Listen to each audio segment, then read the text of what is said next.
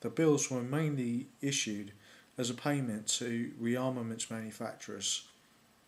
MIFO bills were issued to last 6 months initially, but with a provision for indefinite 3 month extensions. The total amount of MIFO bills issued was kept secret. Essentially, MIFO bills enabled the German Reich to run a greater deficit than it would normally have done. In 1939, there were 12 billion Reichsmarks of MIFO bills compared to 19 billion of normal government bonds. So this enabled the government to reinflate their economy, which culminated in its eventual rearmament, fueling growth. This strengthened Germany's economy by providing the government with various goods and services which it was unable to reinvest in the economy, fueling its growth and preparing it for Hitler's aggressive foreign and domestic policies. Not only did his bills serve to the above functions, but they also concealed the military expenditure forbidden by the Treaty of Versailles. So in a sense you had fiat bonds. They went beyond just having fiat money. To get away from the gold standard, they had fiat bonds, fiat government bonds, backed by nothing, by an imaginary company. Now, it's going back to the original point about MIFO bills. This allowed Hitler to spend on rearming without giving the big businesses money, therefore gradually getting Germany into more and more debt. Trading with other countries was discouraged. However, as Germany could not provide all the raw materials for their country alone, and so despite the number of exports being lower, imports were still as high as they had been before. Therefore, Germany was not gaining money while Hitler was in power, but in fact losing money. So the current account deficit of Nazi Germany was growing all the time. Political economy of Nazi Germany. Early in his political career, Adolf Hitler regarded economic issues as relatively unimportant. In 1922, Hitler proclaimed, "The world teaches us that no people become great through its economy, but that people can very well perish thereby," and later concluded, "The economy is something of secondary importance." Hitler and the Nazis had a very strong idealist conception of history, which held that human events are guided by small numbers of exceptional individuals following a higher ideal. They believed that all economic concerns, being purely material, were unworthy of their consideration. Hitler went as far as to blame all previous German governments since Bismarck of having subjugated the nation to materialism.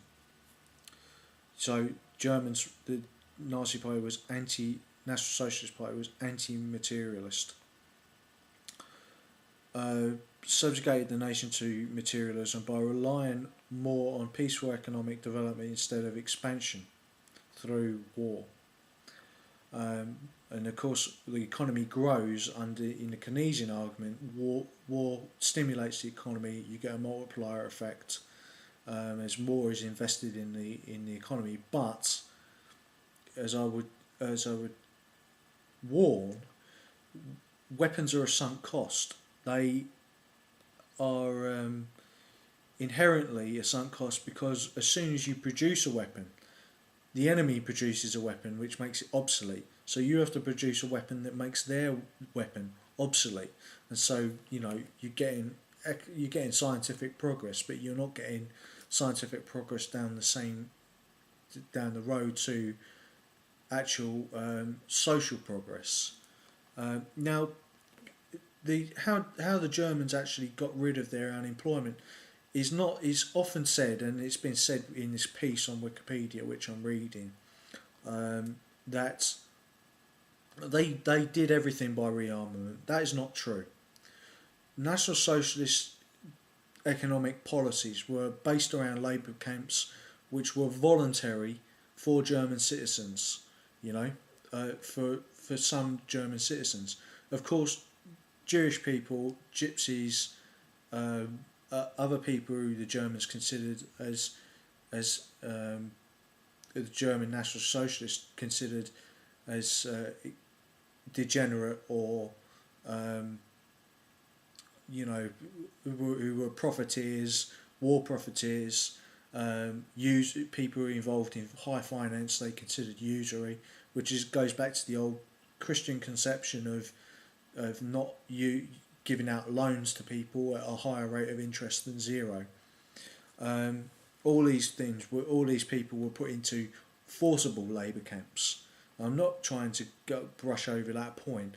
This would lead eventually to the Holocaust, but there were voluntary labour camps, there were voluntary labour programs, there were conscription of and draft of the youth of Germany into labour programs, which to build the autobahns and all of that, and they gained Reich bonds to get their own car, which of course was thus a stimulus to the economy, because the manufacturer of Volkswagens is producing cars because there is a need for cars, there is a need for mobility, actual physical mobility within the economy for people to actually get to jobs. Now, people didn't have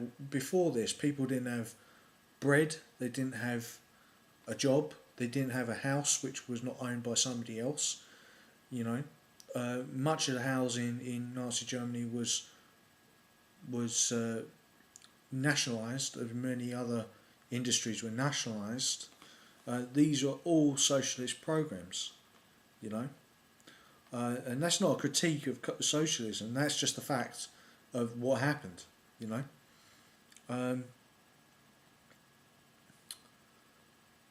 Now, for these reasons, I'll go back to where it said subjugated the nation to materialism by relying on more peaceful economic development instead of expansion through war. For these reasons, the Nazis never had a clearly defined economic program. The original 25-point program of the party adopted in 1920 listed several economic demands, including the abolition of all incomes unearned by work, the inverted commas, the ruthless confiscation of all war profits, the nationalisation of all businesses which had been formed into corporations.